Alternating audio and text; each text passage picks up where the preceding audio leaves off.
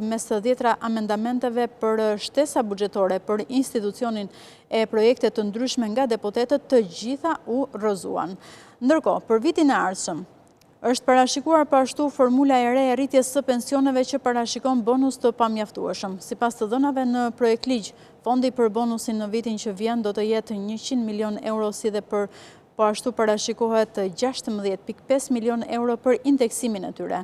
Kuvendi ka miratuar me 73 vota pro dhe 14 kundër projekt ligjin për fshirjen, shuarjen dhe pagesën e detyrimeve tatimore ndaj administratës tatimore qendrore e detyrimeve të pagueshme në dogana.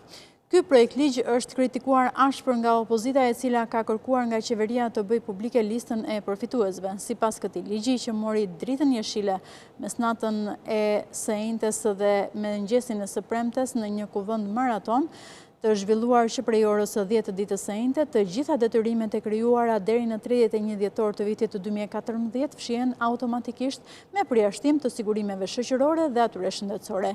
Janë afër 2 milionë euro që preken nga kjo nisëm e miratuar, nga të cilat 1 miliard euro borxh që falen automatikisht, janë edhe një vjetërsi prej mbi 10 vite, pa përfshirë këtu edhe detyrimet për sigurimet shoqërore.